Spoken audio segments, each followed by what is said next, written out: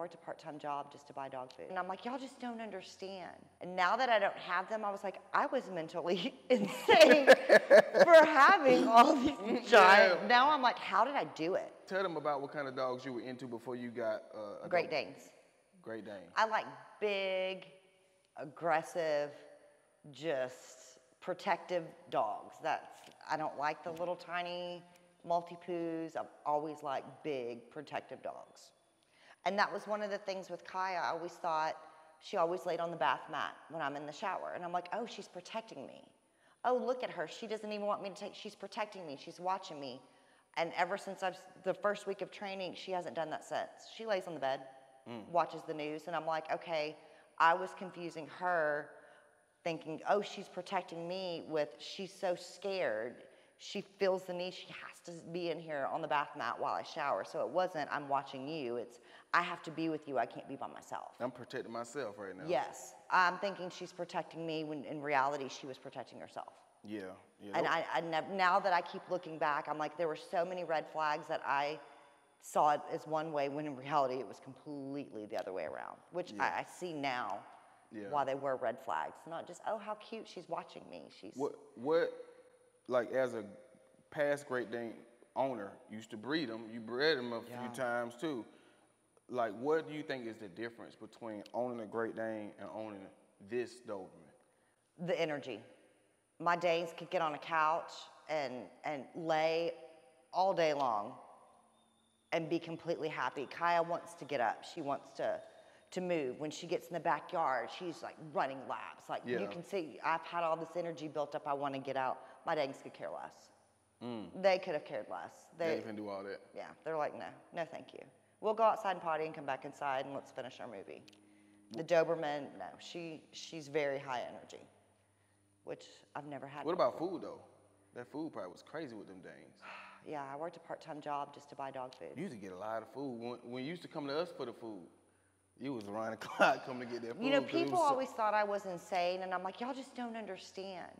And now that I don't have them, I was like, I was mentally insane for having all these giant. Now I'm like, how did I do it?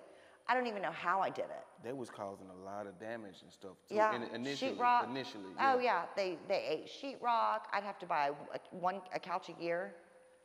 I mean, it was nuts. So now I realize, like, having a more mentally stable dog, you don't have to replace stuff. And they ain't eating no sheetrock. No. They ain't eating through couches and through your bed. She don't like sheetrock. No, not at all. She don't like sheetrock. No, thank God. All my Great Danes loved it. So far, she's never been destructive inside. I feel like in that situation, you just get used to you get used to it basically. Yeah. And you like, just this is what I signed up for. This is how it's going to be now. Yeah. And you had, what, 5 of them? I had 5 at one time. How many? So you had some Euro. Some of them. I had Euro. Dad was Euro. Mom was American. Okay, got you. So them Euro Dobermans are beautiful. The lady across the way over here, she's a breeder, and she breeds Great Danes. She probably got like 12 of them right 1 yard over. She got about 12 Great Danes. Do you want a brother or a sister? She's like, no, Mom. Nah, we like the sheetrock. We like our. Oh yeah, that's right. My house just got remodeled. I'm like, no, I don't need no sheetrock. Yeah. Do you ever think you'll go back to Great Danes? No, because that's the whole reason why I started looking at the Dobermans. Because I had them all at one time. Okay. And then as I slowly started getting cancer and passing away, I was just like, I don't think I could ever love a Great Dane the way I loved all of these. And I always said, once we lost Ambush, a couple weeks ago, and I was like, after that, I'll never have I don't think I could love them like I did them. Do you think it was like a health issue like, do you see a consistent health issue with your Danes, or were they healthy? I heard you say cancer just now. Yeah, so Jezebel had cancer. Okay. Bush, I'm sure, had it. Parker, we don't know. He died when we were on vacation. How you die? We don't know. Like, literally, we left to go to the casino. That week, I noticed he wasn't eating very well, and I'm like, that's weird. So I would always, let me put some little scrambled eggs, or maybe it's just an upset stomach, put some rice. And so we left on vacation, like that Friday night, he wouldn't eat at all. So Haley's boyfriend went and got like cheeseburgers. I'm like, Dane's not gonna say no to a cheeseburger. And I think he took maybe a bite or two, and then by Saturday night, when he came back over to stay, Saturday we pottied, but just laid in his kennel, and that wasn't Parker. He'd rather be on the couch. And then that night, like, I think he just started foaming at the mouth, like, and just died.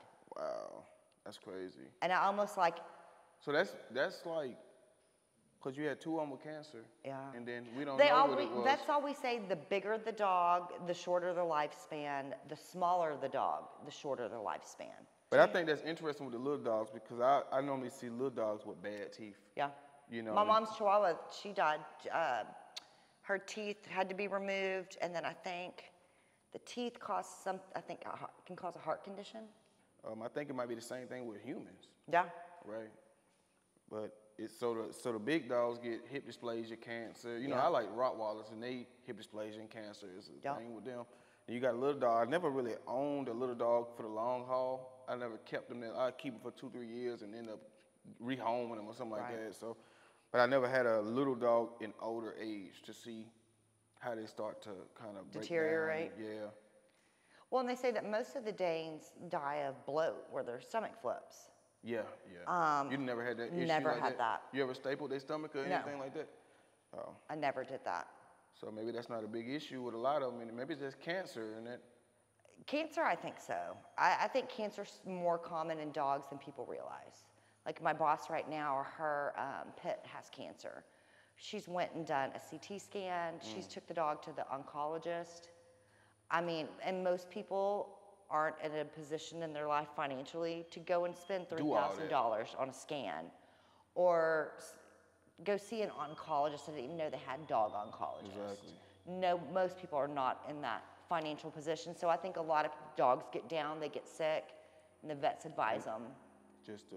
Because Jezebel, the reason why she knew. It might be their dog food though. Yeah. It might be the dog food. Because ain't no telling what's in this kibble a lot of Yeah. time. You know, most people don't feed raw. Right. So I think it could be some correlation.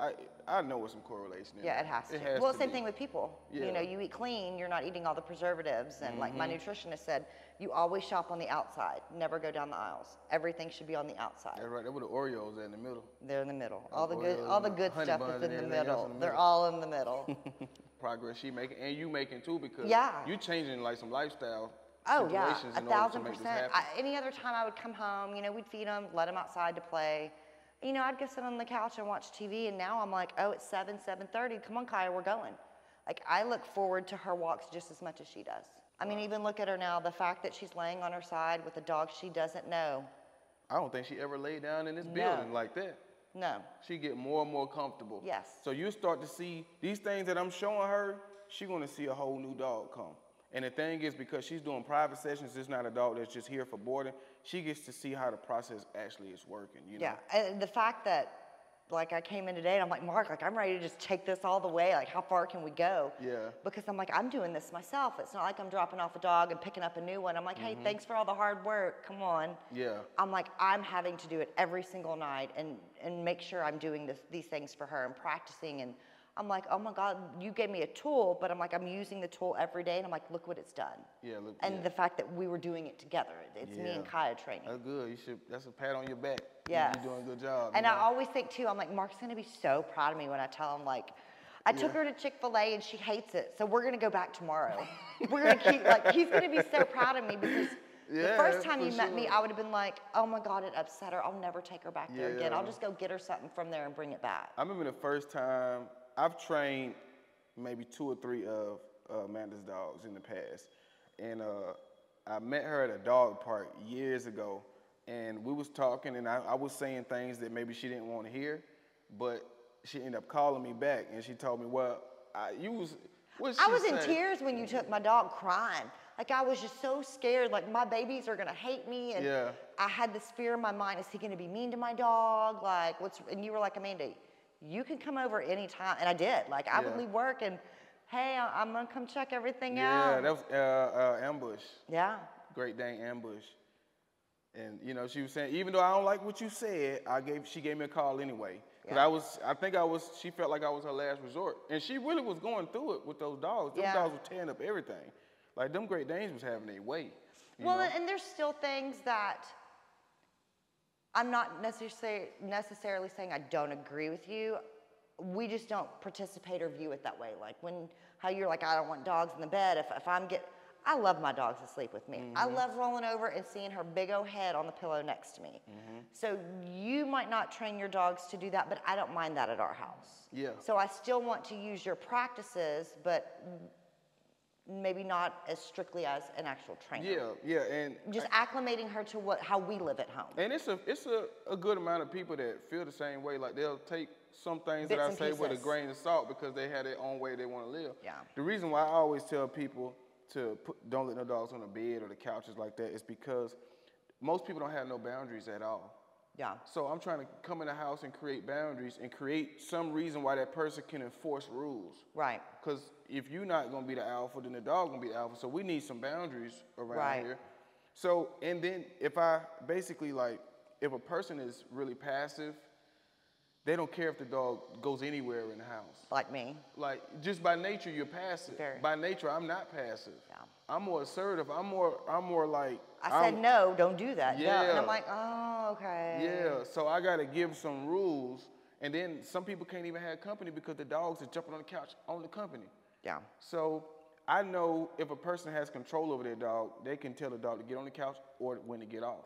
Right. But most people won't exercise that level of control. So it's easier for me just to say, don't get on the couch at all. Yes. Right. Because most people are not going to exercise that level. So it's just dealing with people over the years, you kind of start to see the habits of people, and you got to just make some rules across the board. But every now and then, somebody could break those rules but still have a controlled dog if they could control the access to the bed, the access to the couch, access to the kitchen. So, everybody don't agree with me and I be knowing that when I go into a house, sometimes I'm going to frustrate the way the person live with the dog. And they're going to listen to me up until that point. But then a lot of times it bite them in the butt. Because my dog is still doing this, Mark, my dog. I said, what about this? Are you listening to me right here? Right? No, because. No, we don't like that. You get what I'm saying? So I've been doing this long enough where I know how to get to the solution that we need to get to. Yep. But Amanda gonna be fine because she doing her thing. She doing her thing. I hope that this talk with Miss Amanda and Kaya, I hope this was good to you guys. If you guys need any dog training help, go to everyk9.com. We just put out an online dog training course, so check that out, and we catch y'all in the next video. Bye.